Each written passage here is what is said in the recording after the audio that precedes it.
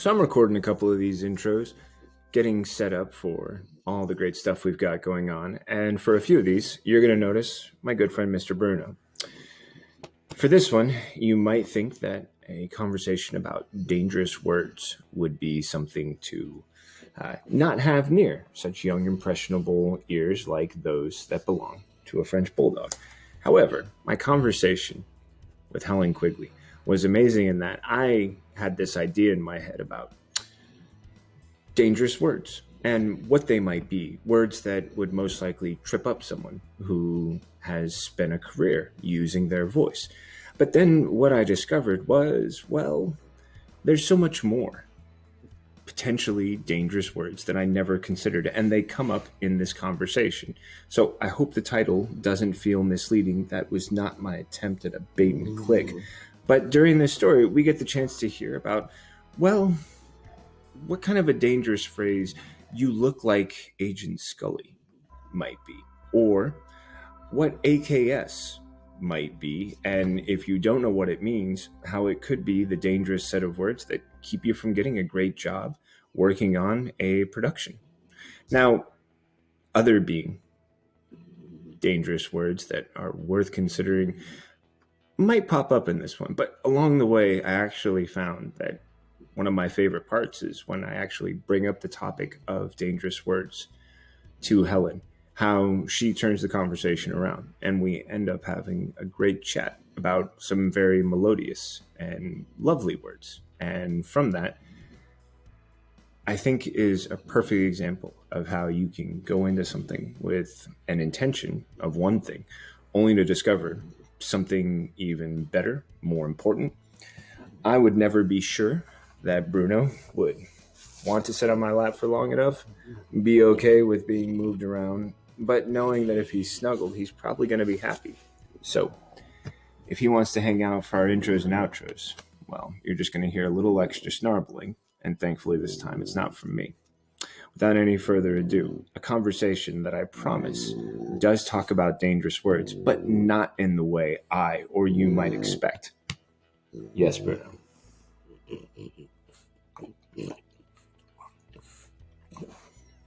With that, let's go ahead and get started. Actually ends up being a factor. You should see the recording notification. Mm-hmm. Even though after our last chat, I swore I would only just record right from the get-go, I'm still unbearably polite. I got to get over it. I was a bit worried I was going to be late because my friend invited me to a Pokemon Go raid, and I was busy dealing with that before I logged on. So yeah, you know what? Now I'm just always going to record. I don't care anymore. I'm sorry. So you were lassoed into a Pokemon Go raid? I was, yeah. I've been playing it pretty much since the start, and I've got a handful of friends that I play it with. I'm not one of those people who goes out. I'm a bit of a lone wolf locally. I'll go out and do my own thing. I don't join any of the groups. I'm not on Discord or anything like that, but a couple of remote friends will invite me to raids and things, and we do some trading that way. Okay, so at some point we have to consider seeing just how far down the nerd hole goes, because at some point we're tapping into a level that for me is like, nope, I don't do that. Nope. Pokemon Go, it looks wonderful. I've heard only great things. I did not grow up on the show, but for those who love it, I'm not gonna demean it or in any way say no, that's no good. It's not the thing that makes me go, oh yeah, meerkat. I don't have that. Well, I'm not a gamer by any stretch. In fact, if I ever was, I would do nothing else. I'm sure of it, because the only games I've ever been really sucked into, really entry level stuff. Certainly as I've got older, stuff like Lego Star Wars, Lego Indiana Jones on the Wii, and I've lost hours on those alone. So if you ever got me into any of these multi-role player stuff with all of the vast landscapes and stories and threads, you'd never see me, seriously. And I daren't. In fact, I was really tempted today by something I read about this new game called Valheim, and I've come this close to getting it. I've got Steam. I've looked up at how much it costs. I've even got YouTube open, thinking about watching things you need to know before you play Valheim. And I'm just thinking, I'm not sure if I want to go there, because this could go horribly, horribly wrong. Well, it could be that you'll no longer respond to any communication with me except by your character name, because that is all you are now. Like it'll, Oh, well, I haven't subsume done your it yet. I haven't personality. logged on. Well, Give me I've a got this chance. window. I know. Wait, hold on. Just a minute. I'm just Finish gonna the have a look conversation. Yeah. Finish the conversation. Then we can do all that. I swear. No, I All right. don't. So But for yeah, anybody, Pokemon Go, I can dip in and out of those kind of things. It's yeah, that's easy stuff. I'm not even that heavily invested in it, she said. yeah, I'm waiting for somebody in another room to be like, yeah, that's what she says. Um, You got a shiny Mewtwo? No, I haven't. no, my spouse will So, always, my wife will always bust me out. It's no problem for her to be like, oh, yeah, go ahead and say that again, buddy. You got a what now? Yeah. Yeah, Okay. right. So yeah, I was nearly late because I was playing Pokemon Go. Sorry. That's fine. I had my own reasons. I barely finished a banana, which was hilarious for me because halfway through it, I could only think of your YouTube video. And for anybody who's listening to us right now, I had to smile and stop and say, you don't even know who I'm talking to unless you saw the 2-part interview with the Unsinkable team, in which you got to meet Helen Quigley and hear this amazing voice, which did not get nearly enough attention and understanding from that conversation. So, Helen, thanks for coming back. Oh, you're welcome. No problem. It It's not means a like I'm lot. going anywhere, is it? Lockdown. No, it really, but you have a choice. You could always be like, oh, someone's calling on that mute. No, never mind. I'm not talking Yeah. to that guy. I wouldn't Yeah, do that. I have better things to do. Pokemon Go awaits. Uh, Yeah. but it really stuck with me. I mean, there's moments when you're aware that you're trying to direct a conversation, and like herding cats, it simply does not occur. The direction of the conversation ends up somewhere else. And by the time we got to the part where I was like, so what did I not ask? And you're like, well, I would have liked to talk more about what I do. I was like, yeah, I would have liked that too. And it was great because you provided, like, what you did offer just in that one little moment was, oh yeah, I felt like I was doing stop motion audio. And I thought to myself, how how is it we didn't get to follow up on that? Because that's such a great concept for describing what you were doing on Unsinkable. And I guess that's a good place to start. We didn't really get into what you were doing on Unsinkable, and I'd love to give you a chance to sort of explain your role after the guys got all glossy-eyed over Brian Cox and John Malkovich. It's like I said, I got the bits after they finished all of that. So yeah, I wasn't really involved in the early development, the kind of back and forth on the script. I mean, like I said, I read the script, but that was something that Jack and Andrew and Misha and John were all knocking back and forth between them. I think at the point that working on Unsinkable, like literally getting my hands dirty on the audio, came up because I'd just been doing a little bit of mastering on a project Misha had already been batting around himself in the summer. And I'd just mastered a whole series of podcasts for another production company called Fresh Air Production about Russian kleptocracy. It was called The Big Steal. And Nice. it was a project by Martin Points Roberts and Fresh Air Production. And they spent a year doing interviews and researching. And Martin had put a lot of work into it, but he quite rightly, he'd spent all his time working on the journalism and throwing the clips onto the timeline and putting the music in that he thought worked and getting the voiceover recorded by the presenter, who was a former BBC News journalist. And it just needed someone to come along and tidy it all up and make it sound nice, which is what I spent a lot of February and March last year doing. And off the back of that, making it sound nice, I did that little bit of work on a game for gentlemen, which I can now go back and finish now that I'm done with Unsinkable. And because that sounded good and Game for Gentlemen was sounding good, it just said, does Helen want to have a look at Unsinkable? And Andrew was quite keen for me to have a crack at that as well. So I got, it was a bit of a slow start because they were recording all of the voices in isolation. I think only one session had two of the actors together. And then all the audio went into a cloud folder, and I just pulled it down into Audition. And of course, every character had their own track. So I had the log sheets, refer to the log sheet, put it on the time. I had sort of 3 or 4 different programs open at any one time as it was all loaded onto the timeline. Some of the files needed a little bit of cleaning up because of where they were recorded and how they were recorded. They didn't quite match. But equally, I didn't want to do too much because I wasn't, my job was just to build the skeleton. You know, the flesh and the clothing and the, you know, making it look nice is Ben's job when he gets his hands on it, which presumably he now has. So, but the stop motion thing came about because, like I said, I could be working on a scene with 2 actors, and that's easy. That's back and forth. You know, this track, that track, this track, that track. Tidy it all up, beaten the in and out points, make sure it's smooth, done. And then if you have 5 or 6 actors in a scene and you've got them all on different tracks, you're checking each one. You're making sure that there's a beat or an overlap where there needs to be a break or where there needs to be an overlap, and I could spend, you know, 2 or 3 hours just going, yeah, I'm really making progress with this. I play it back and have a listen. Oh, I've done 20 seconds. And that's what made me think of stop motion, because you move it a bit, you take the picture, you move it a bit, you take the picture. And again, that was really what it boiled down to. But there was a couple of occasions where I think, again, I mentioned that the frustration was, oh, I could just go, if I just get a sound effect here and that would sound really good. Like, no, leave it. That's not your job. Make a note for yourself, like, wouldn't that be nice? And then walk away, or try and then, you know, from that, you said you were able to now put more of your energy into, I believe it was a Game of Gentlemen. Game for Gentlemen, yeah. Game Which for was Gentlemen. it was a book that was written by a friend of Misha's, and it's what I've started to call a performed audiobook. I don't know if that's the official designation, but in my head, you could be starting something right now. Yeah. So you have an audiobook, which is one narrator, one with the story. They read the whole thing, they do the characters, that's it. Then what we've been calling as a B7 thing, an enhanced audiobook, which will be same thing, single narrator with a story, doing all the characters. But we might layer in some music or sound effects underneath just to create some atmosphere. Not too much and not all the time, but just to create an ambience, a sense of the story tied to the narration.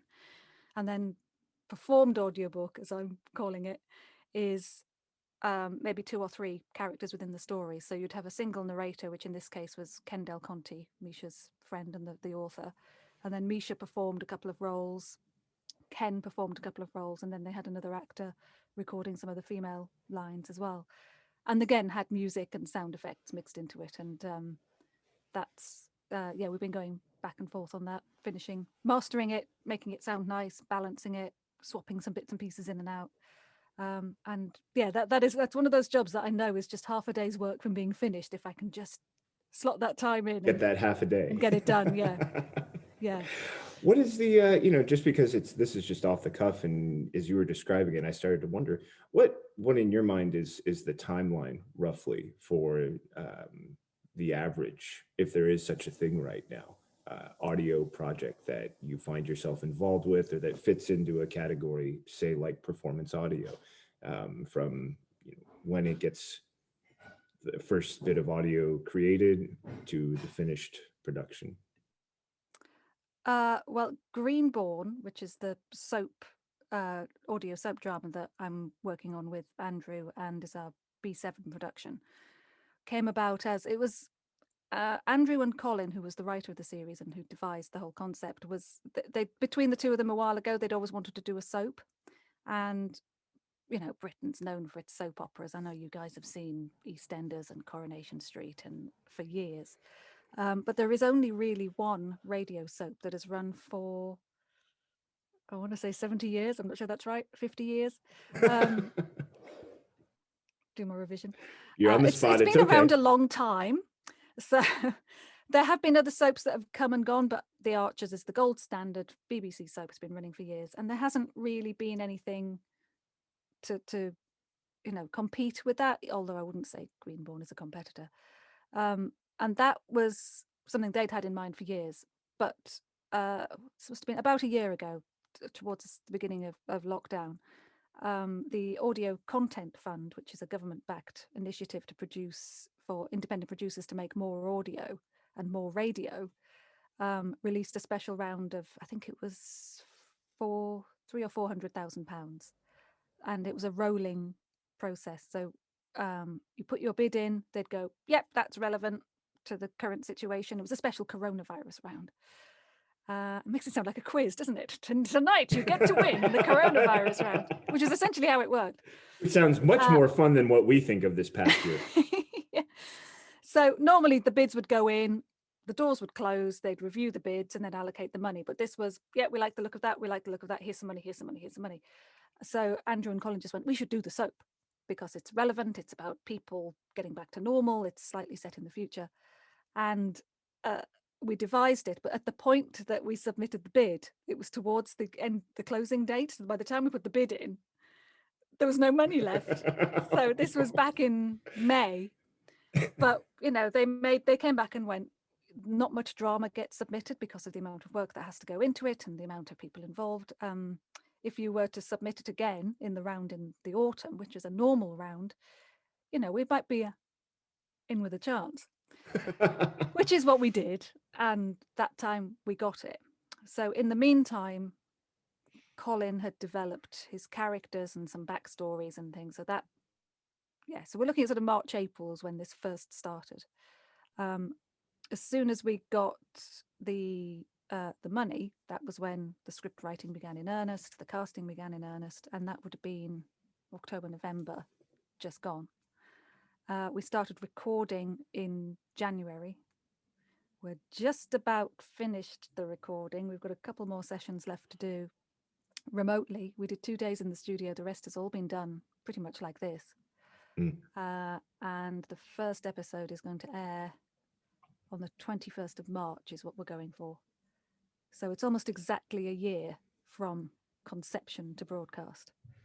Now, would that have been series. Would that have been fairly similar before the lockdown had occurred, before we entered the corona? Was that timeline similar? I mean, because you had a couple of factors come into play that are very different than I think might normally. Yes. Submitting for a prize, resubmitting, getting, and then starting the writing sometime around October, November. Would it generally be a shorter process in most situations? Again, what does the client this pretty standard? Want? Okay. Yes. Who's asking? Yeah. Right. When do you want it? Yeah. The space race, which we did the space race was kind of talked about for years, but when the green light was actually lit, we did it in 6 months. Because it had to be done before the anniversary of the moon landing in July. You've got history to think about. Yeah, exactly. That was a hard deadline. This has to be done by the week before, I think. So we had to deliver it on July the 12th, something like that.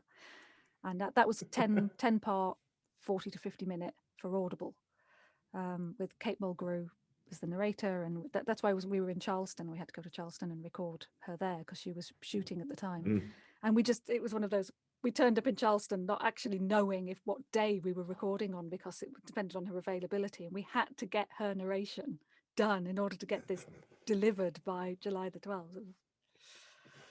It sounds a bit nerve-wracking. Yeah, it was a really good experience. We had a great time, great week, working holiday effectively. But yeah, it was quite stressful getting it delivered in that time because we had drama elements to it as well. Yes, I would imagine that would. So let me sort of give people an opportunity to understand how does one even get to the place where you're sitting down with me now having this conversation and looking back over 20 years of experience working in producing sound, voice, a voiceover artist. Was that the first step? What was your sort of introduction into sound, voice? Was it, because for a lot of people here, I think they want it to be like what they imagine happens to a Hollywood actor. Oh, yes, this person was just in a drugstore flipping through a book and an agent walks by and says, oh my goodness, you're the most stunning creature to ever walk, the face of the earth. All men and women will want to see you perform on screen, sign this contract, and like that, you are discovered. Was it something wondrously magical like that? Someone heard you say hello and boom? No, because I didn't really, it's the voiceover kept popping up, but it wasn't something I actually really embraced until about 12, 13 years ago. even though I'd been doing audio related stuff. So it came. I mean, I wanted to work in a creative industry. I think initially my first thought was I wanted to be a camera woman. I wanted to be a TV camera woman or a set designer. That was one of the areas I first looked at. But where I'm from the northeast of England, doesn't have a huge amount of opportunity to get into those things. You've got to get work experience at the local paper or find your way in via a radio station. And I started volunteering at the local hospital radio station. I don't know if that's a thing in the States. Do you have hospital radio stations? We do not. And if we do, it's the biggest kept secret. I'm not, yeah, they kind of serve the patients. So in hospital, someone will go around and say, what music would you want to play? Or, it's engaging the patient. So if someone's in hospital and needs someone to talk to or is lonely or just wants to request a track on the hospital radio station, that there's quite a big community of these things. So I started volunteering there. So I got to know other radio people there. And at the time I was very much geared towards, I want to work in television. And I was always told, you've got to get experience, you've got to get in there, you've got to get some kind of foot in the door and get experience. So I started doing the hospital radio stuff. And I enjoyed it, but it wasn't where I was intending to go as a live broadcaster or presenter. And I'd been doing that for a little while. And then some of the people I knew there were involved with something called a restricted service license, which is a 28-day license for so often RSLs will turn into community radio stations, which is what Greenbourne is going to be broadcast on. And it basically gives you a chance to play with a real radio frequency for a month and do shows, and you can get experience that way. And they're run as real radio stations because they are, for 28 days, a real radio station. And you'll often have people from the professionals in the local community working on the commercial stations, or the BBC stations will get involved to some degree, either helping or training, and you get to know people that way. So I made a few friends through doing a couple of those. And I went off to university, and one of my colleagues from that time was really into setting up a travel news service. So he set up local traffic and travel news. And there was already, I think there was already a couple of big companies doing that. There used to be one called GTN in the States, which may even still exist, which bought out one of the British companies later on. But I was doing I was at university at the time, and I came home in the summer holidays, ran into one of my friends in the pub who said, oh yeah, we're still looking for broadcasters. And it's like, do you want to go up in the plane? Do you want to do the traffic plane? I was like, I can't, because I've got to go back to university in September, so I can't do the plane, although that would be awesome. But what ended up happening is they hired me, I think it was in my last year at university, they hired me as a broadcaster to do travel news at weekends. So I'd do university Friday morning, get the train home on Friday lunchtime, Saturday morning in the office at 7:00, do a 12-hour shift, acting as an editor broadcaster for the stations across the northeast and northwest, and then short shift Sunday morning, back to university, and doing traffic and travel news, basically, and as a sort of shadow operative. So you would sit at your desk with your ISDN line on your microphone, and you would dial the ISDN of the station you were doing the report for, having learned all of the roads for that area, and tell them where the blockages were, where the accidents were, where the cows on the road were, all of that. And then you'd go, great, thanks guys, bye. And then you'd log out, dial into your next station, which would be in a different region, do their report as if you were coming from their station, and then do it all over again. So you would maybe deal with 4 or 5 stations per shift at weekends. And after that, that was kind of when I started dabbling in audio a little bit more. But it was interesting. I was just curious, was it, a byproduct of the fact that it doesn't sound like you slept at all during that time? So with your mind constantly going, you were like, well, what else can I do? Sorry to interrupt you there, but it was like, you should mention how much sleep you got. Because maybe someone's thinking, how do you do that? Well, I didn't at weekends. Weekends were no sleep at weekends. But the benefit is a lot of students at university will take on part-time jobs to help pay their way through. I just condensed all my part-time hours into one weekend. And in my final year, a lot of it was you didn't need to be at on campus as much. So I had 2 or 3 lectures a week and so on, or you'd be working on projects and things separately. Because I was doing, of course, I went and did a media degree, didn't I? So we were going into lectures with the lecturers just going, it's very, very difficult getting into the broadcasting industry. You know, there's hundreds of people going after these jobs, and you know, you will really struggle after university. I'm like, I need to go in a minute. I've got my radio job to go and do. The struggle is real. Sorry. Yes, the struggle was real. I kind of was like feeling slightly guilty, just going, guys, I'm already kind of doing it, and yeah. Did you potentially find in that classroom a picture of you with darts thrown at it because they were all jealous that like you had the gig and they did? I never knew about it. Okay. No, it was good. I had a lot of fun doing travel news, and I came back to it briefly because after I graduated, because I had that job, and they kind of said, we're happy to keep you for as long as you want to stay. And at that point, I want to go to London town. You know, I want to streets paved with gold. I'm getting out in the northeast. I'm going to go to London where films and TV are made.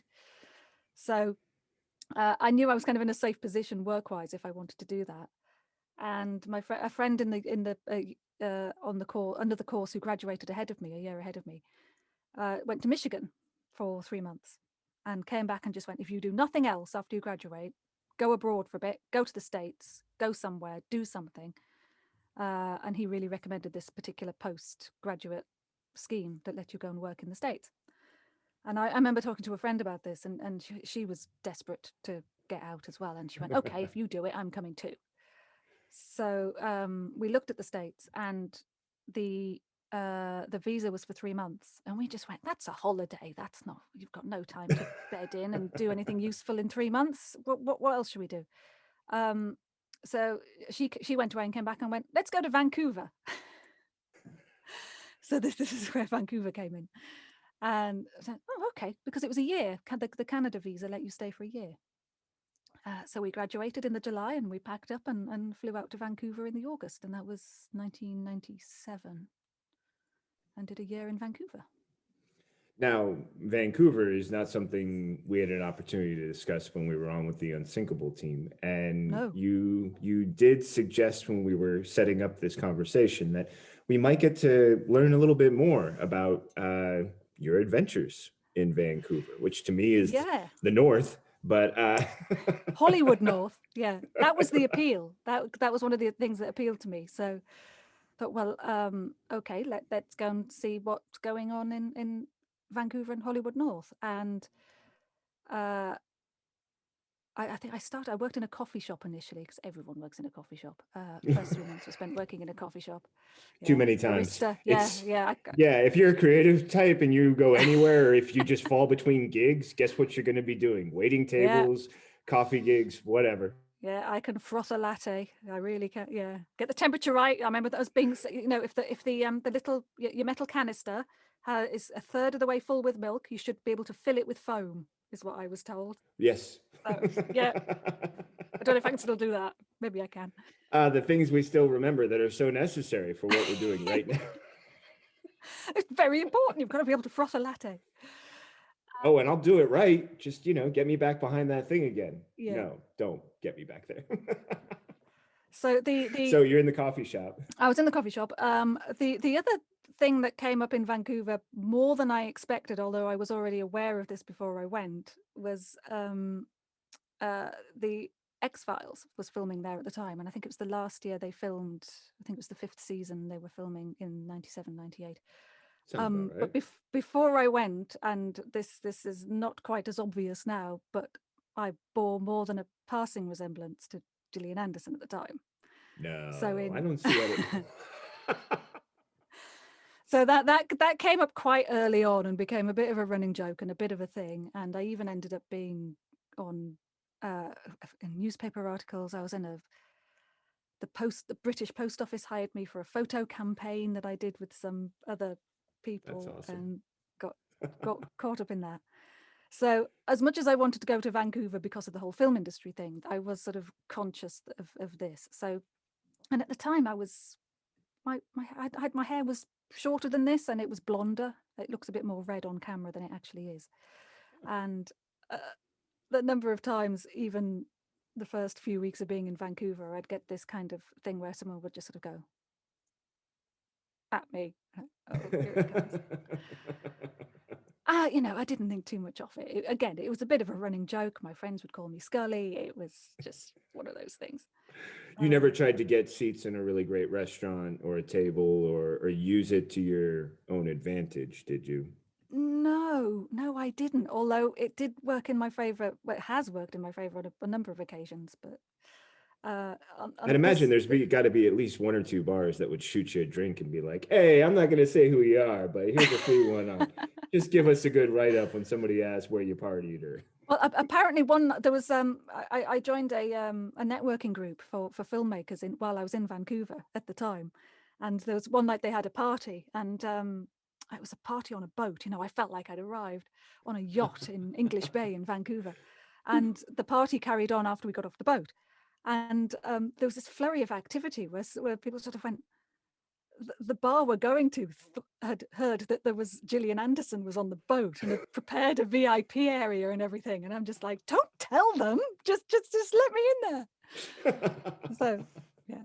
But the bit that was really strange was as through that networking group, which I started doing. Yeah, it must have been late in the year because I got there in August. So it must have been the winter time. I managed to finagle my way onto a short film shoot, which was sort of half union, half non-union, and I was just helping. I got allocated to the grips, who I think don't know what hit them when they just sort of went, "What is this you've given us, this little English girl?"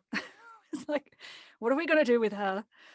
I mean, I was sort of conscious of there's always that, she's a girl, what's she doing on the grip truck? And I knew there wasn't any of that because the guy's partner was a woman called Cindy, so he clearly didn't have any issues with women. He just wanted me to prove myself, which I think I did, because we became quite good mates after I bit him.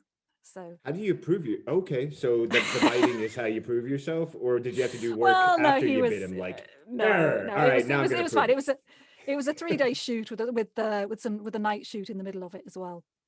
And they left me out on the truck looking after the truck in the rain with the radio. But you toughed it out. Well, he called me and sort of said, "Helen, can you bring me the box of AKS?"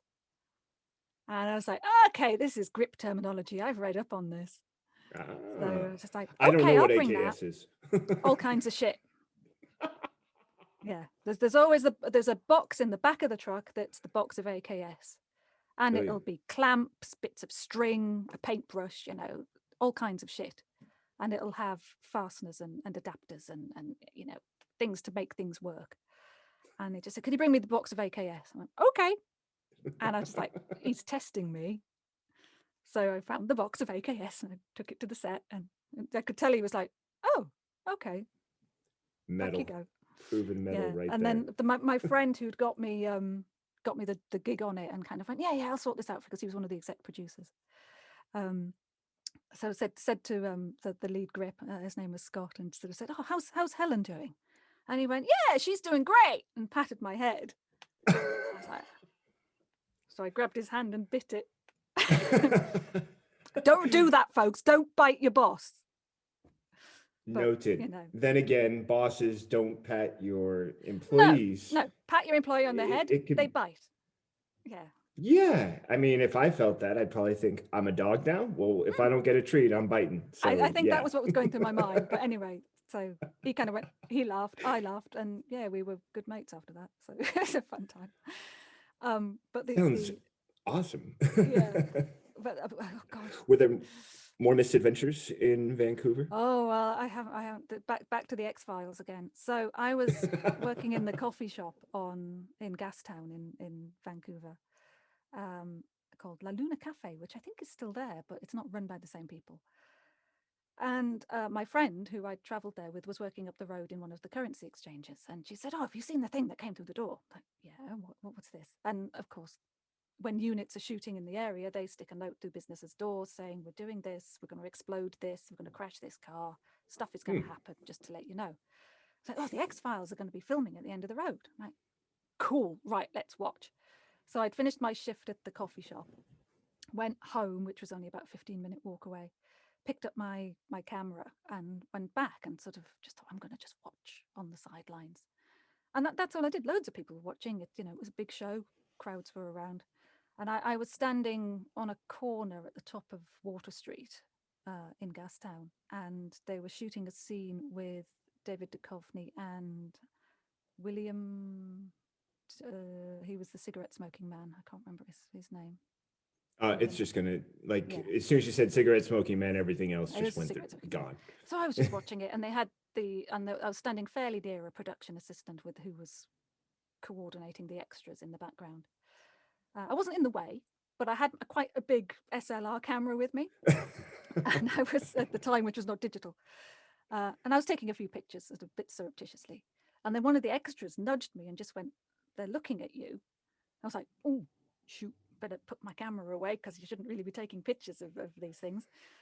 Even though I'm not a photographer, it wouldn't have been that great a picture. So I'm like, okay, fine, I'll put that away. And the next thing I know, I'm looking over and I can see these two guys pointing at me. And they come over and just went, "You look so like Gillian from where we're standing. Come over here, we want your details." So I was kind of taken onto the set. And made a note of my phone number and I was like, "Do you live locally?" Yeah, I'm living in Vancouver at the moment. I'm on a year's working holiday. Like, okay, great, go sit over there. So they moved me over to sit on this, just, I don't know what it was, a rockery flower arrangement. And I could see this guy, he walks up to David Duchovny, and I could just see him doing that thing going, "Her over there." But yeah, they sent me up to the studios to have a chat with the casting director, and presumably for sort of photo double purposes. But and they put me on their books for that reason. But I was non-union. I'm not an actor. I've never really been an actor. I don't have any acting credits, and the BC Union, Performers Union, required you to have 6 acting credits before you could work on union productions. So it was, all my friends were just like, "Who's the current one? Can we break her legs?" Right. No, you can't. Don't do that. I want to get the job the right way. Thank you. Yeah. But, so many people worked on the X-Files that I got to know partly through that and partly through this networking group. And the short film I was on, the guy who I was working with was the photo double for Mitch Pileggi, who was Agent Skinner in the X-Files. And he was like, "Oh, you should come to the set. Come and visit the set." It's like, okay, what am I going to do? This is just weird. So it was fun as it was, because I ended up at the location they were shooting that day. And it was an episode where Mulder and Scully go to investigate these desiccated corpses in a cinema. Don't know if that rings any bells. It does. It does. And they're walking through the cinema, and there's these bodies in the seats, and they all look horrendous and dried and horrible. And they were shooting that inside. And I was just kind of left outside on the pavement, and I'm just going... I'm so glad I came. Yeah. And my friend Terry, who's like standing around with me, just like, "Do you want a coffee?" I'm like, yeah, I'll get a coffee. So I go to craft services, and there's these desiccated corpses laid out next to coffee and snacks. Just to stimulate the appetite. Yeah, but again, I'm standing there with my coffee outside, and the crew are walking past, kind of going, da, da, da, da, da. And then just carrying on. Aren't you supposed to? But didn't she? It was a strange time. Who's? Yeah. And I've never laid eyes on her. Apparently, Gillian saw me through the doors of the cinema while they were shooting, and it's like, I don't know. Maybe I don't think I'll ever meet her. We might explode or something. And of course, I moved back to the UK, and I went back to being blonde and my British accent. And the next thing I know, she rocks up in London with my hair and a British accent. I can't win.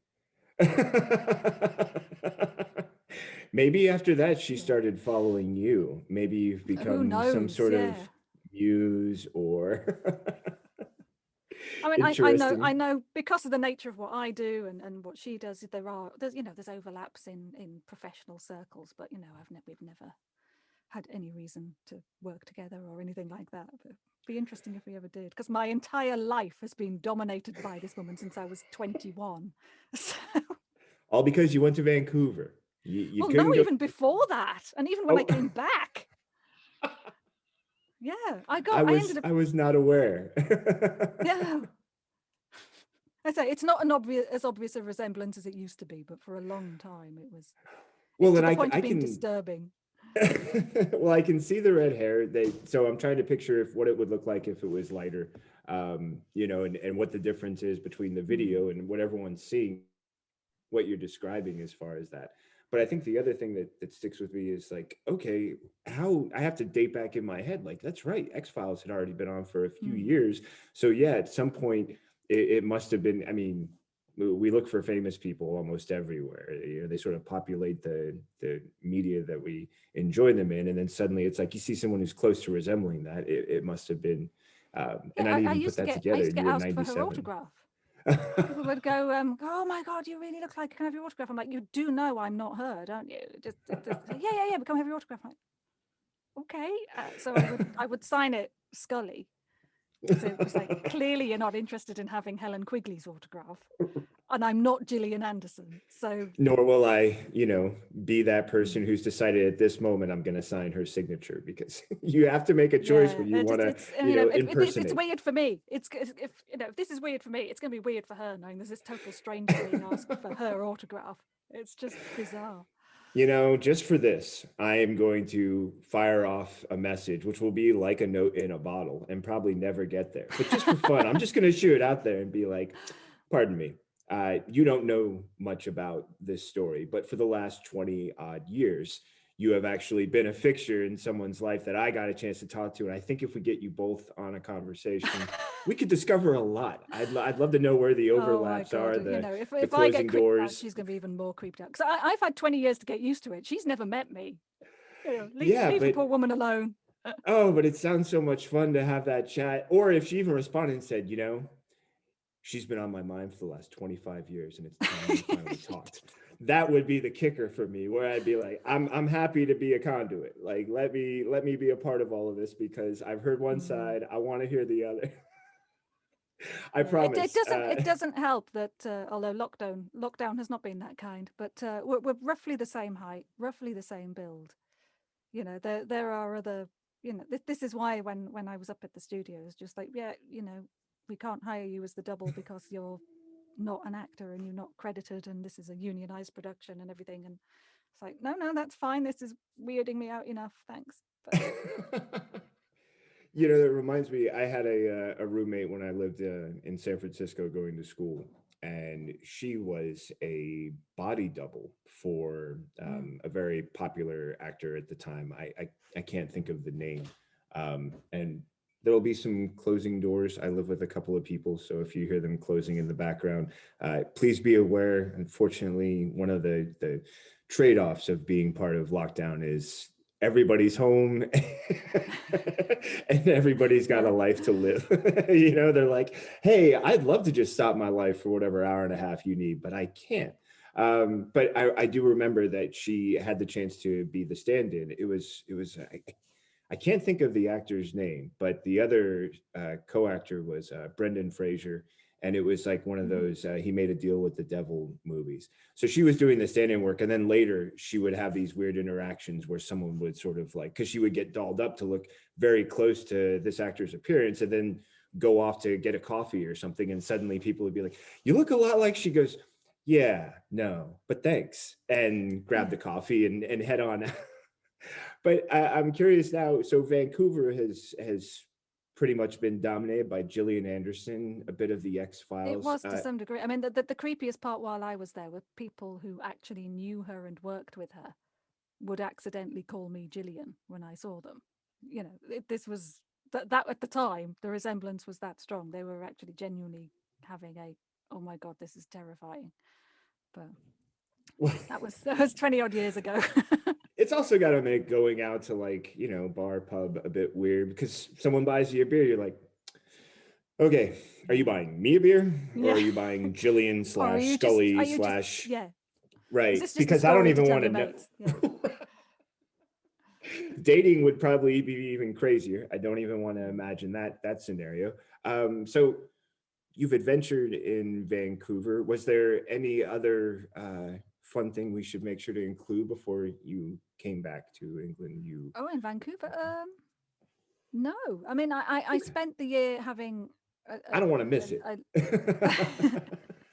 Well, that's the advantages were at the time the exchange rate was great, so cost of living was crazy cheap. I was living in the West End of Vancouver, so I was close to the beach. Could walk to work, view of the mountains, the ocean, great coffee. That was a bit of a novelty, discovering Starbucks, because we didn't have one of those in the UK at the time, and other exciting novelties that Canada provided. I was working. I spent 3 months at the coffee shop, which was minimum wage. It was great, talk to people every day. I was a dreadful barista. It was a bit like one of these running gags in a sitcom where this guy would come in every day and just go usual, and I'd go, what's that?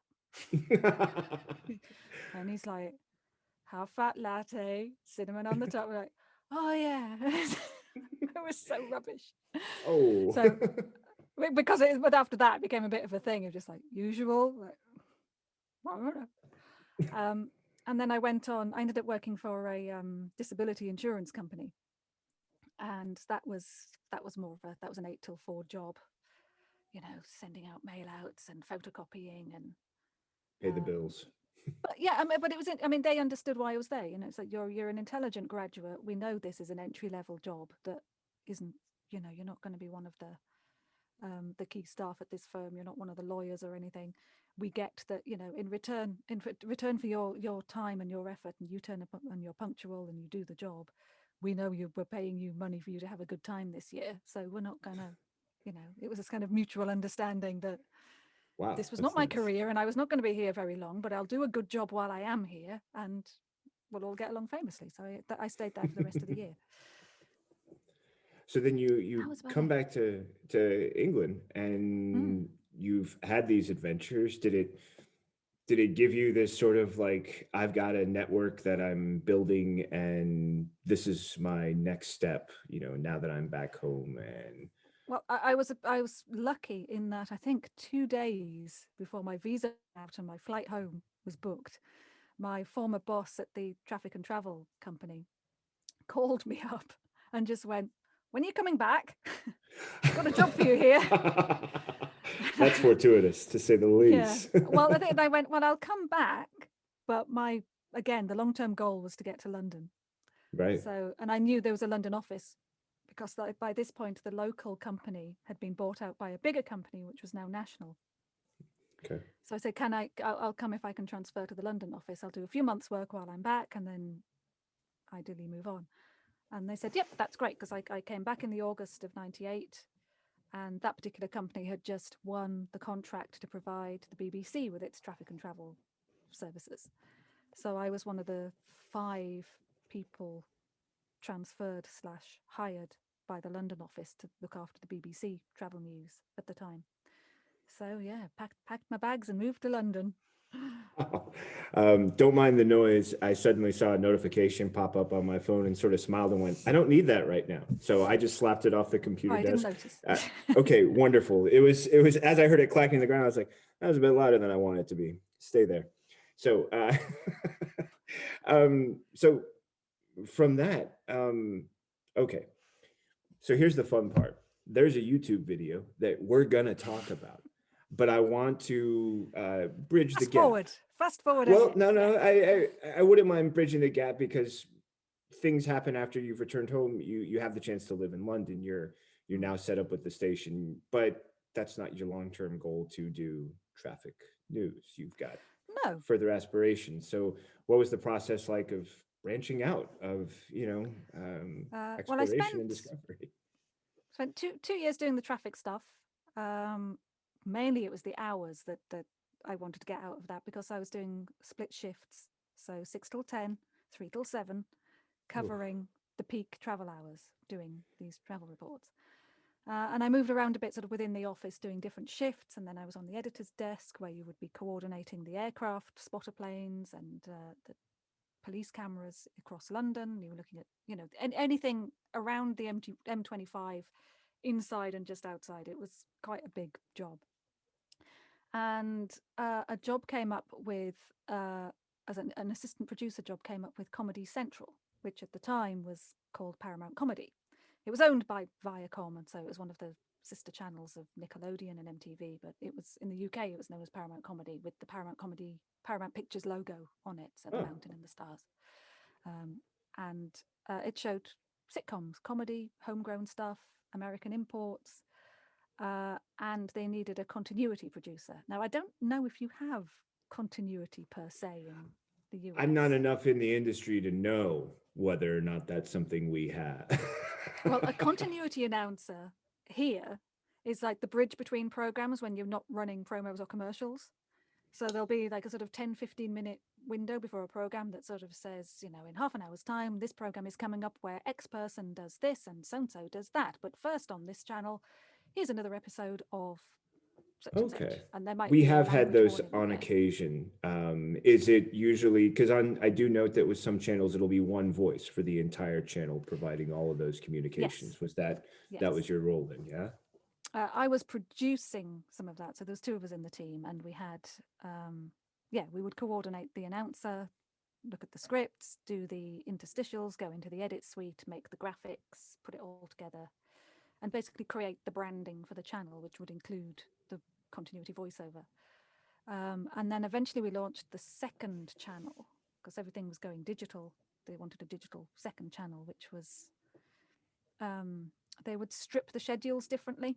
So you might have Everybody Loves Raymond every day at 10 o'clock on Paramount Comedy 1, but he would be on every day at 4 o'clock on Paramount Comedy 2. So it was a way of repeating content and putting it on at different times, right. Before you had PVRs. And they needed a voice for that. So I just went, I'd like to do it, please. So I had to record some samples, and there was me and a few other voiceover actor announcers. And I think they probably went in the end with me because I'm already on the payroll. I think I got an extra £100 per session or something for doing Paramount Comedy 2. And that kind of got me started on it. Yeah. But it was interesting because going way, way back, I remember when I first started doing the hospital radio stuff, my mum opened up one of the morning papers one day, and there was a feature in there about a voiceover artist. It was like, this is one of the most famous people in the UK, but you would never recognize them walking down the street. But the minute they speak, you'd recognize them. And I remember her going, you could do that. And I was like, nah. But it was interesting that we were already, that was when I was maybe 15 or something. She'd sort of clocked that there was this road opening up. But I had never really done a great deal of in the way of voiceovers. While I was doing the traffic and travel news, I was doing travel for one of the national stations. And one of my old university colleagues, who was now a producer with a little video company, was doing I think it was a charity video, and he needed a voice. So he went, oh, I heard you on this radio station. Will you record the voiceover for this? So there were that kind of was planting the seed. And then I went into doing this continuity production and the continuity announcing. And then from there, I started doing more. I got asked if I would look after the channel's first podcasts. So they had a comedian, Robin Ince, who's very well known now for doing lots and lots and lots and lots of podcasts.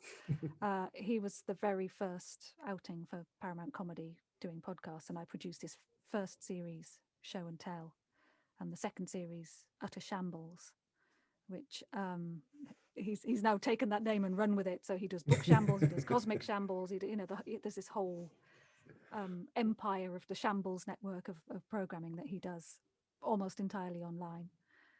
And so I'd produced that. So I'd started to learn to use, I think I was using Audition. I'd managed to persuade my boss to get Audition for me and my assistant producer by this point. And I was there nearly 8 years, but I was starting to drift into doing more audio production generally. I was learning from the engineers that I would go into sessions with when we were working with the voiceovers. Because we then, after having voiceovers, we then thought we'd have comedians doing continuity announcing. And that was a whole world of pain because comedians don't censor themselves. So when they send their scripts in, we had to go, you can't say that, you can't say that, take that out, get rid of that. But it made for quite entertaining listening. But because it meant I was editing this, and I was editing the podcast, and I was getting a real handle on audio production. I was doing audio for television, essentially, rather than television itself. And I'm still doing that now. So that's how that happened. And then after after 7.5 years, I kind of felt like there wasn't much more I could do there. And they were on the brink of changing to Comedy Central. So that's why I have to kind of say, everyone knows Comedy Central. Paramount Comedy dates it very specifically to a time up until 2008, basically. So I left and went freelance, probably at the wrong time, because companies were making a lot of cutbacks. They weren't taking on a lot of freelance staff in terms of continuity production. So I just thought I really should, dip back into this voiceover lark a bit more. So I set up a website, and I already had, it was kind of ticking along as a sort of side hustle a little bit, which I know a lot of people do alongside their main jobs when they're getting started. But I properly made the leap and went, okay, I'm going to give this a go. And, talk to people I already knew, and I'd already pulled together that production experience and microphone technique, and it was all elements of things I already knew I could bring to bear and use as my experience for it. And within a couple of weeks of kind of getting started, little bits and pieces started to come in on the voiceover front. So by about 2010, 2011, it was starting to become a part-time job. And then by the time I got to sort of 2012, 2013, it was a full-time job. So it gradually built up. And then that takes us to this video. Which I'm going to allow you to introduce, because I feel that I unintentionally, or simply because of the way I am created and the way my brain works, I will muck it up in all of the best ways. So fully aware of my own limitations and my own ability to ruin what I think is a wonderful thing, I allow a better voice and mind to take charge. Well, I think so. Nobody's ever really publicly asked me about this video. This is the joy of being a faceless voice a lot of the time. It's setting us up for something else as well afterwards. So is it? I'm curious. God, right, okay. Yes. So let's have some. Yeah, don't worry. It doesn't get too dangerous, but it should be fun. So what is the video that we're alluding to, but not actually? I'll tell you about how I got to do this video. So please do. What tends to happen is you can, if you're doing voiceovers, you can submit auditions, or a client will come to you and go, oh, we think you'd be good for this. Could you send us a read of this bit of text? And you send it off and everything. And then one day this email popped up in my inbox, and I was like, oh, we've got this project. It's an in-house project. We're a company in New York. And we're doing this just for sort of a bit of a fun, for like our sort of sizzle reel thing. And we think you'd be great for it. Please, could you read this? So, oh, that's nice. So I opened it up and went, okay, what is this? Close it, think about it. Oh, you think my voice would be good for this? But moment of feeling slightly offended and concerned, because it's not the first time that voices get approached with slightly dubious content to voice for certain individuals who want it for their own pleasure. So, like, okay, I'll open this back up again and I'll read it again. I went, oh, okay. And so I kind of, at that point I went, yeah, I can see where you're going with this. All right then. So I recorded it. I think I recorded 2 takes. There was a lot of giggling, and I was on my own. So I recorded it and sent it off. And the script was for a video called Porn Sex versus Real Sex, The Difference is Explained with Food. And so when I read it, lovely. it's a bit of a mouthful, but then so's a lot of the content of the video. Yes. And I looked at, on reading the script, I just went, oh yeah, I can see you want a nice British voice saying rude things. It's basically what it boiled down to. You want Mary Poppins reads 50 Shades of Grey, don't you? You want someone who sounds lovely saying rude words about squirters and bananas. That's what you want. Can you make naughty sound cute? Yeah. And so I recorded it and I sent it off, and there was no response. I'd sent the audio file and there was nothing. And this was beginning of July, mid-July, something like that, 2013. So I was, like, oh God, they hate it. It was the wrong choice. So, and I just sort of emailed and just went, was that okay? Do you need any retakes? Is everything all right? And they came, God, no, it's amazing. We're putting it out in the next few days. I'm like, okay. So I waited a couple of days and I looked on YouTube and there it was, you know, a few thousand views. And I thought, this is great. This is really fun. It's come out really well. It's saucy. It's funny. It's not suitable for work, but it's very tongue in cheek. And yeah, I get why they picked my voice on that occasion. And I just thought, oh yeah, this is good. This is fun. Oh yeah, it's had a few thousand hits. That's really nice. And I looked at it the next day and it was up to 1 million. Hi, Mum. I'm just letting you know in case you see it online. I've done this video. It's a little bit rude, but it's fun. But, you know, it seems to be doing quite well. And she comes back and I think I retweeted it on my Twitter. And she came back and went, oh, yes, I've seen it. And I've shown it to all my friends in the Tai Chi class. I was like, oh, Jesus, mother. So, yeah. And then after that, over the course of a week, it was getting about 1 million hits a day. And I was just like, oh. So, yeah, it did okay. Yeah, it really did. And then I thought it was adorable. Oh yeah, it's great. It's such a good I thought video. it was It's so hilarious. much fun. And off the back of that, I did a bit more as well. I think it actually served the agency very well too. So I did 2 or 3 more videos in a similar style, and then some actual proper clients wanted a series of videos again in a similar vein, sort of sex facts, sex education, told in the same style. That I think there was some I did for Playboy actually, Playboy channel, which I've never seen because it's a paid for channel. They couldn't share the finished product with me and only subscribers would see it. And I'm not a subscriber, so I've never seen it. But I've seen, there's other ones around. I think there was History's Worst Contraceptives was one. Ashley Madison Explained with bad stock footage was another. But the big hit was the food. The banana in the Nutella. Which is now a GIF, I've noticed. You can, if you search banana on Gifly or something. I was not aware. Yeah, not with my voice on it, I don't think. No, well, so one, this was one of those videos that I couldn't have someone discover on my history later. I needed Why not? It's educational.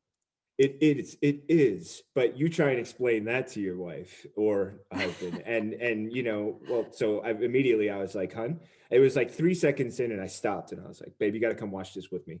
Just, I need you to come watch this with me. It's already hilarious, and I'm only like a half a second into it." And we sat down and watched it, and it was a Nutella one that made her like just sort of like cringe and giggle a little. And the thing is, every now and then, not less so, because obviously it's a good few years old now, but every now and then it pops up on Facebook or something, and one of my friends will tag me and go, "It's you again!" Like, oh, yeah. So it comes around welcome. Occasionally. I'm saying the things you want to hear in the voice me. Yeah. What about light bondage? Yes. Now I have to wonder, did 50 Shades of Grey, did others, you know, besides Playboy, who potentially even saying their names out loud, but it might be inappropriate, but did other groups say, so are you thinking of expanding your range as far as content you're doing beyond this softer, you know, did things change after that? No, not really. I think this is kind of the beauty of being a voice. You know, you're faceless, and unless people put 2 and 2 together by maybe listening to a reel or just by chance, you know, if someone had listened or watched that video, and they happened to be looking to a voiceover, stumbled across my website, played a demo reel, and I have got clips of it on there, and they'd go, oh, and make the connection. But you know, hasn't really. I wondered if it opened up a new market for you. You know, if suddenly people were like, "Oh, that's the voice I want to sell our personal products." And I mean, I do audiobooks, and I have and do still read erotica under another name, but that's not off the back of this. You know, there haven't been any sort of direct. Oh God, there was one direct hire off the back of it, which was completely inappropriate. I got a message from an e-learning company who were doing a huge project for teaching children facts and words, and it was like fact cards, 5 facts about an animal, 5 facts about the tree, 5 facts about the country, and it was an epic project. And they came to me and said, "Oh, we really liked your video on the porn sex, real sex thing. We want you to voice this e-learning thing." I'm like, "Are you sure that really?" But yeah, so I went from doing that video to educating children. I mean, the children didn't know, but right, we know, they don't. And also, I'm just wondering, who is the person in that group who is like, I have an idea. yeah, I've heard something, and I think I found have the a listen to voice. this. Yeah. It's not where you expect it, but it's the voice. Don't pay attention to the words. So here's where this sets me up for what I was saying is going to come next, because I love talking with someone who's creative. I love someone who's creating something, who is either taking something original or taking someone else's work and then bringing it to life, because there's like this spark of creativity that's contagious. It's like sitting around a fire watching those sparks go off. They could hit anything and anything else could catch. So one of the things that caught in my head was, are there dangerous words? Because I know that for me, and I love that when I enjoyed looking through your blog and reading some stuff that you described. And one that really stuck with me was the idea that you said, I was a voracious reader. And that doesn't mean that I knew how to pronounce things correctly, which for me, and I was talking on an interview with these great comic book creators recently, really sweet young kids. They're like, I say this kids like I'm an old man, but they're in their 20s. So for me, the difference feels like kids. And they were talking with me about this. And as we were sort of working through it, um, I was touching on this idea of what it means to sort of read a word and then say it out loud. So for me, all growing up, and even as I got into my 20s, and now I do it uh, because I simply am too stubborn to want to change. I only know Greenwich as Greenwich because when I read it in a book, it's Greenwich. And there's a part of me that still feels like it should be Greenwich you have Mean to mentally Time. check yourself. It should be Greenwich Village in New York. And there's a part of me that does it because even, then I got into how in New York they have a street called Houston. In Texas, it's pronounced Houston, which is a city in Texas. In New York, the street is pronounced Houston. And there's a part of me that's going, I read it this way. That's the only way it should be. But just because we read it one way doesn't mean that's how you say it. And then, too, it just got my brain going like, what words are there that look so innocent on the page, but you say them out loud and suddenly you've wandered into dangerous territory. And for a voice actor and for a voiceover artist, I would have to imagine maybe that's something you've discovered, or if you could. Yeah, well, actually, this goes back further than just being a voice artist. This goes back to the traffic and travel days. Lovely. Because the UK, being the country that it is, as ancient as it is, with its ridiculous place names, that as a traffic and travel reporter who is pretending to be local to the area, you need to know how to pronounce the local place names. And there was one in particular which caused no end of trouble because I was doing reports for BBC Cambridgeshire and BBC Northampton, and they're counties that are side by side. And they both have a place called Nen Valley or Neen Valley. Both is right. Either is right, both are wrong, depending on where you say them. Okay. So and it's spelt Nene. So it can be Neen or Nen. And it's one of those, whoever you're talking to and you say Nen will correct it to Neen or vice versa. And that was an absolute headache. And there's pretty much every area I covered had a horror story of a place name that me being from the Northeast and knowing the Northeastern geography and the place names, then moved to London and had to cover areas in the Southeast. So like Norfolk, Suffolk, Cambridge, Kent, on the South Coast as well. So maybe not as far as Dorset, but sort of Sussex, Surrey, all of those areas, Hampshire, just places that were completely alien to me because I'd never been to them. And if I had to cover a shift in an emergency and I was given the place names, I got into so much trouble. Though I think there's a place in Hampshire called Havant, and I was calling it Havant. I didn't know. I didn't get a chance to check. Nobody told me. So yeah, this is why I have a little bit of a kind of fear of exactly that, of seeing something and being terrified of pronouncing it wrongly, because having broadcast it potentially to thousands of people whilst pretending they come from the local area and getting it completely wrong was yeah. I I host this podcast, but I actually host two others, and one of them recently is for a website that's set up in Colorado. And so I've been trying to incorporate the same idea where they want a certain amount of the content to focus on Colorado. So I'll cover soccer, football stories in Yeah. that area. And it's kind of a little fun when I'm trying to say things and pronounce them in certain ways, because I'm aware that my parents at one point moved to a state called Missouri. But if you're from Missouri, it's actually Missouri. And people who live there know that. And it ends with an I, but they say it with an And like you said, both ways are right, both ways are wrong. It depends on where you are, who you're saying it to, and how they expect you to say it.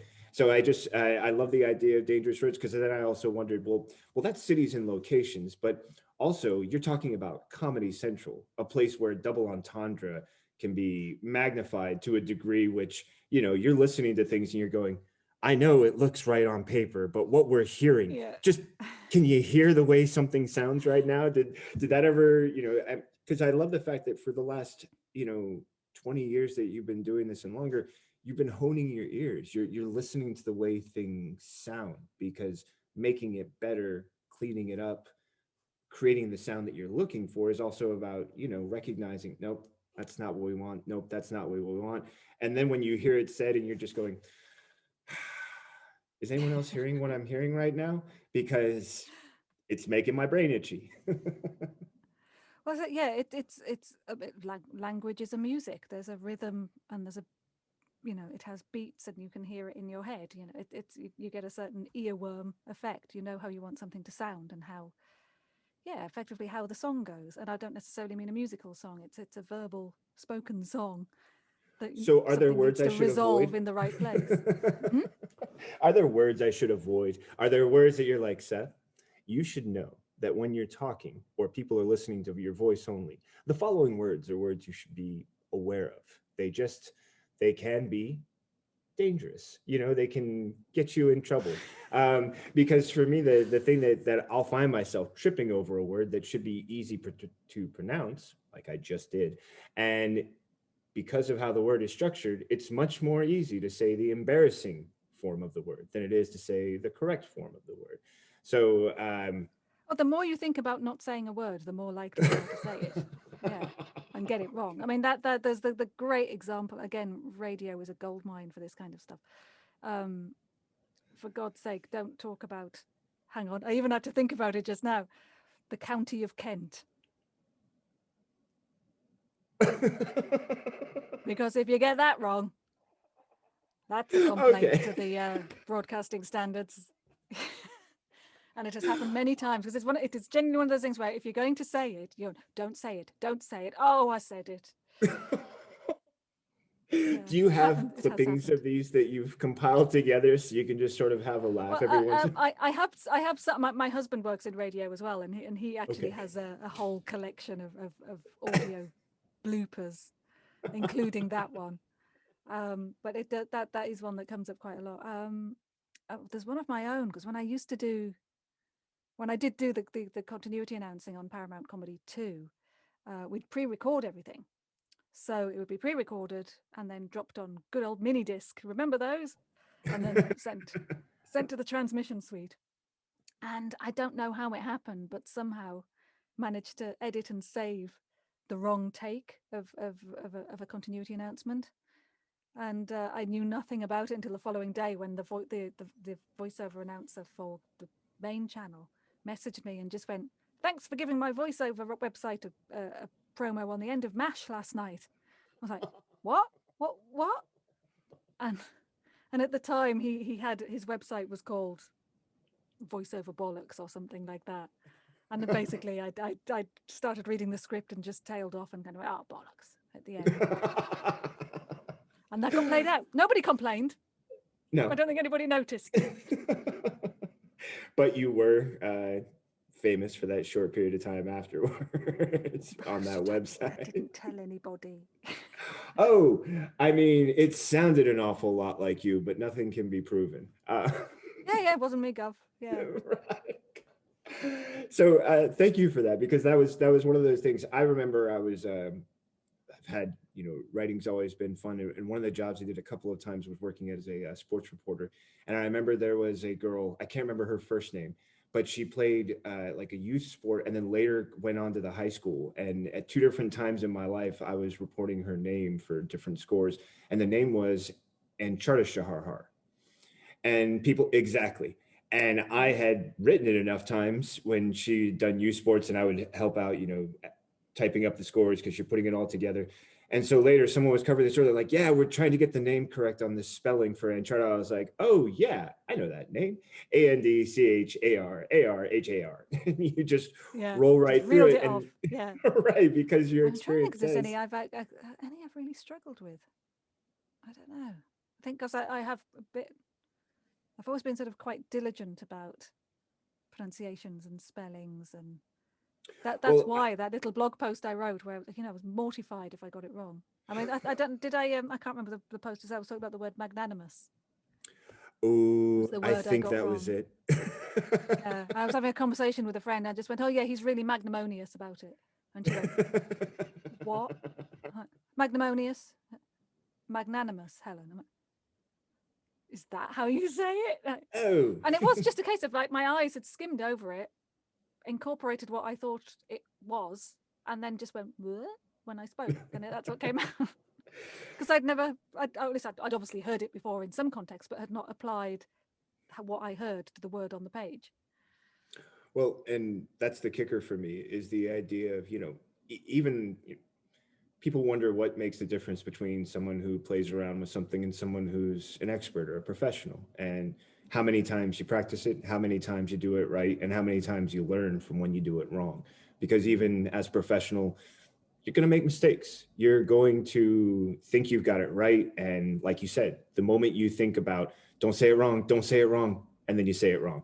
And you did everything you thought was possible to prevent it from happening, but the mistake's still going to happen. And you can be as wary of certain words or prepared, and then still at the end of it, Do you have favorite words? Ooh, that's the fun part. Because a friend and I used to play a game, and if you get it, you get it, and it's we would just bat words back and forth, and it's we would know when the other was winning because of the quality of the word, and it's usually a word that is nice to say, but some words are horrible to say. I love eloquent and loquacious have always been words that I love to roll off the tongue. Yes. I don't know why, which are words about speaking. Yes. So that is appropriate. And they sound so lovely. Like as soon as you say them out. Loquacious is a good word. Yeah. Loquacious is a good word. For some reason, I don't get to use it as much as I would like to, but extemporaneous is a word that just it makes my little head much smile. When you're down at the supermarket, does it? It really doesn't. And when you're working into a conversation, people kind of look at you like, you want a pat on the back for trying so hard to get that? Because you really fought to get that word in there. And good job, little buddy. Proud of you. Well done, yeah. So my preferences are a little more simple. I like sponge. Ooh, it's a good word. Is a good. Now, are we getting into an onomatopoetica at this point? Yeah, the onomatopoeia is also a good word. Yes. So one of my favorites was always I could usually win the word game with kumquat. See, now this was one of the dangerous words. This was one of the dangerous words that was in my mind last night when this little bug popped up, and I was like, I wonder what dangerous words there are. How can I work kumquat into the conversation? I can't, because Helen just beat me to it, which I'm okay with. I can be okay with it. I think, for the most part, I had questions that I thought would fit, and so many of them already kind of naturally got answered by the way you walked us through so much of your journey, specifically from the Vancouver and the traffic days. I hope that was okay. I was a bit worried I was boring myself at one point, so I hope. Oh no, I soaked it up, and anybody who listens to me and these conversations knows that this is what I'm looking for, because so often nobody knows how people get somewhere. And I remember I had a roommate who, oh goodness, I can't think of Catherine Zeta-Jones. And I never forget, she, my roommate had walked into the room and she saw her on TV. She goes, man, Catherine Zeta-Jones, she just walked into some place and they were like, oh, you're a star. We're going to make you millions and this and that. And then someone else who'd actually studied acting and actors said, well, no, actually, she got her start on a soap and then worked her way up in some other show. And then she got discovered internationally. She was and on now she's a drama series called Darling Buds of May, I think was her first big break in the UK. Mm-hmm. Yeah. And I have no knowledge of that. I'm not terribly aware when it comes, and I certainly was much less so then. I just didn't know as much about people's career paths or as much about their history or actors as well. And this discovery just sort of made me smile because so many people might think, I bet if I just pull out a microphone and started recording funny things and have a voice that other people say might sound good, I could probably lock down some work. But as nice as that sounds, there's also the reality of the journey that you took. And first it was about discovering what you do and don't want to do, paying the bills along the way. And then at some point using what you've learned to branch out and discover. And I think that sort of grasping that understanding and recognizing how much time went into then to now is important for any artist, because we all apply that to the craft that we care about. How much of it we can take professionally. It's pulling the experience from different places, because I've ended up doing what I'm doing. Many of the different things that I do actually come from entirely isolated experiences. So the radio work set me up for working in a studio and mic technique.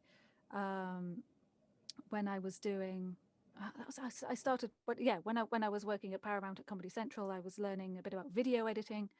So off the back of that, a friend asked me to make she was getting married and she wanted a montage of chick flick movies put together to play at her wedding.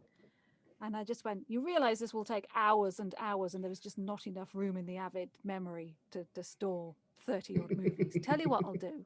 What's your favorite song? And she picked Bonnie Tyler's Holding Out for a Hero. I went, right, I'll get these films and I will cut you a montage, which I did. I had a lovely time because I got myself Final Cut Pro.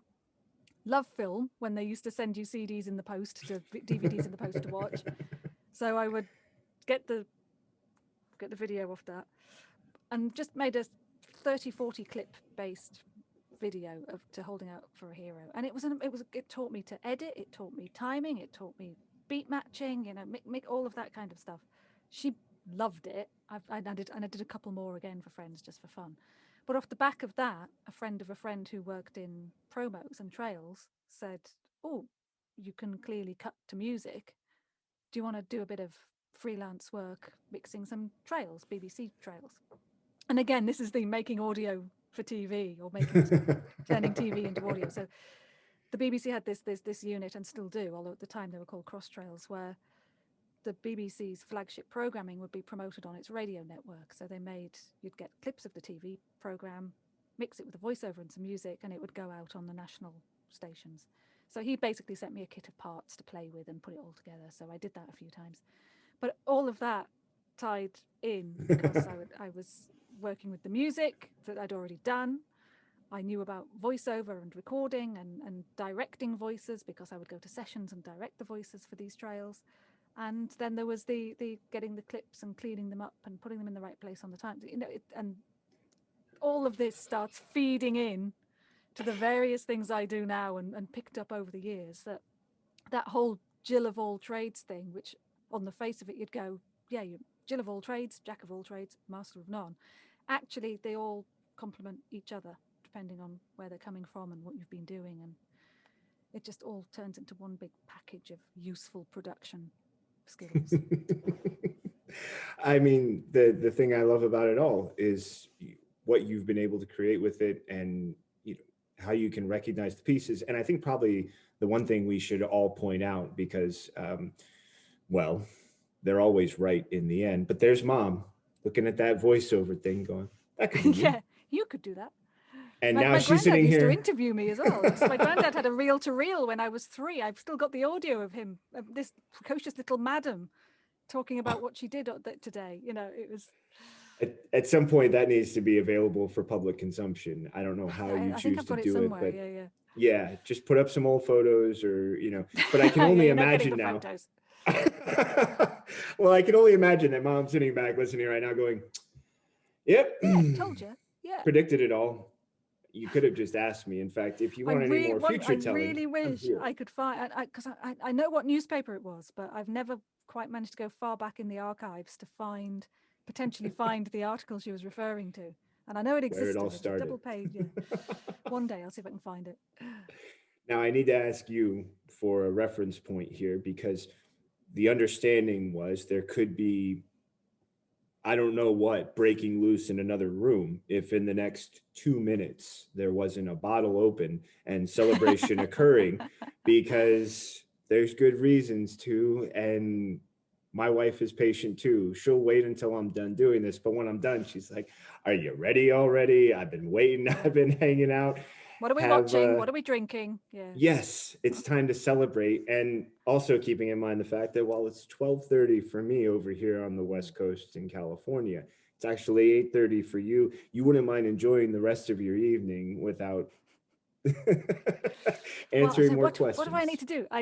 Is there one more? Is there any more questions? Do I have to promote a thing? What happens next? You don't have to promote it. Actually, the one thing I would love people to know is, one, I didn't ask anybody on Unsinkable. When is Unsinkable going to be available for public consumption?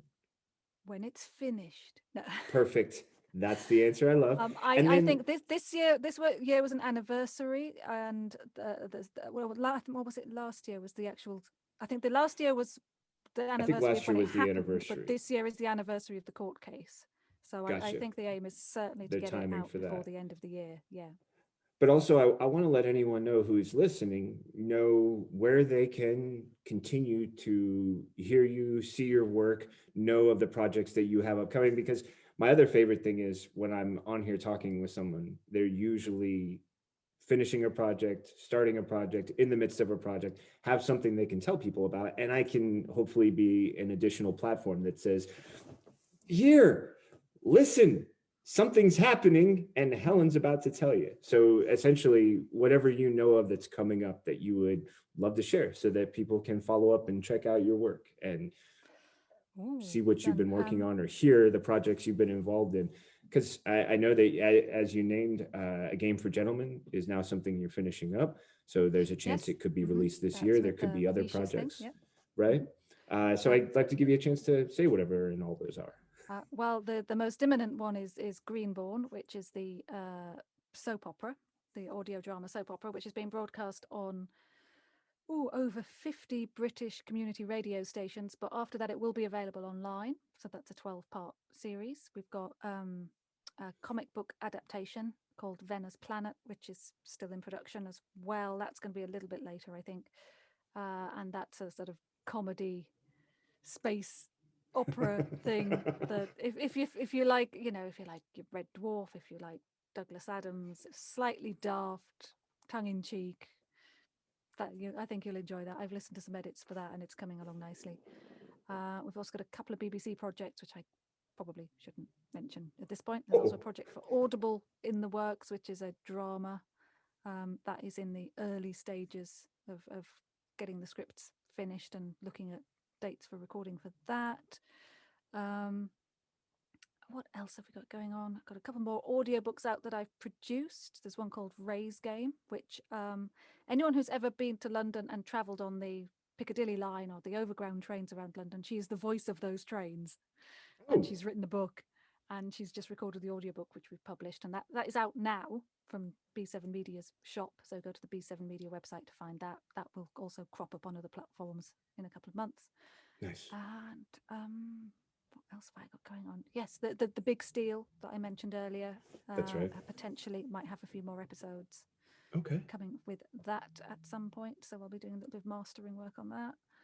And the best places for people to find you if they want to follow up, like, hey, Helen, I love this. I want to know more. Hey, it's not 1997, but I think I want to start exploring television, broadcast, voice, something like that. And, I remember for a little while I worked with a great program that was called, one was called Questbridge. The other was called Upward Bound. And they kind of helped students who weren't prepared for college understand what they needed to get into college. And one of the recommendations we'd always have is find somebody who's doing something you want to do, and then figure out if they've written a book. And if they've got a book, you can read about how they did it, because you're not going to have the same path, but you can get ideas on how you can, work towards a similar goal. And I'm sure anyone who hears you, who has listened to everything we've been talking about, has ideas about some form of production or sound, would love to get, professional advice, or sort of follow along with somebody who's doing what they want to do, and just sort of make that part of their experience. Is Twitter, other forms of social media, the best ways to find you? Should they go to their your website and fill out a form? I'm on Twitter, HQ Voice. Yeah, that's it. That's on HQ Voice. My website is the same, hqvoice.com. Right. I think my email address is on there as well. I'm a bit rubbish at LinkedIn.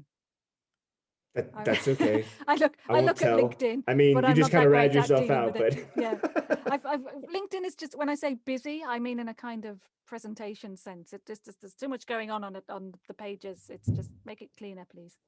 But yeah, I'm mainly on HQ Voice or email. And then I'd also follow B7 Media as well. Letter B, number 7 Media. So both Andrew and I monitor that and respond on there. And I guess I've Greenborn has a Twitter account now, so go and have a look at that if you're interested in audio drama. Wonderful. Soap perspective. But yeah, I think those are the main ones. Perfect. I mean, I could say all these things, but they're not going to listen to my voice the same way they've been listening to yours. So if they hear you say it, it's going to like register for them.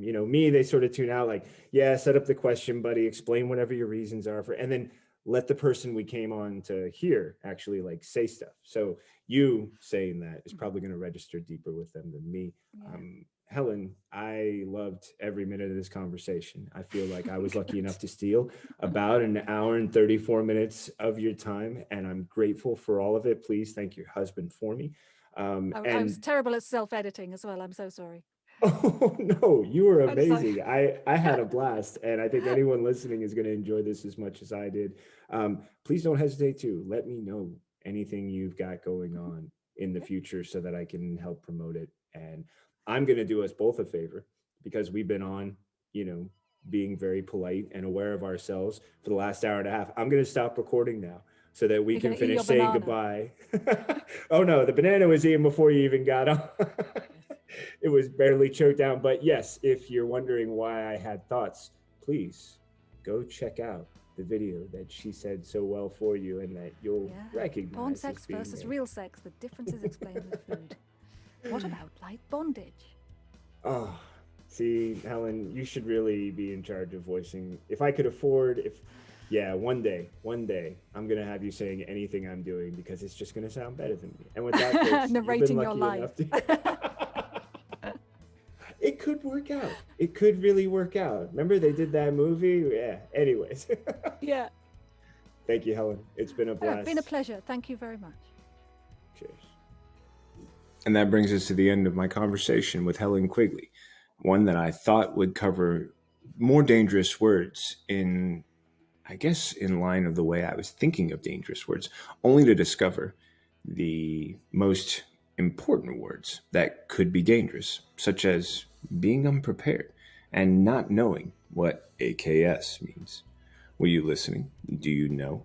Well, then you probably discovered that along the way, there are some troublesome words. I'm not sure if you would think of them as dangerous, but I do know that they weren't too dangerous for Bruno, who got a little tired of being on my lap and has now moved to the floor.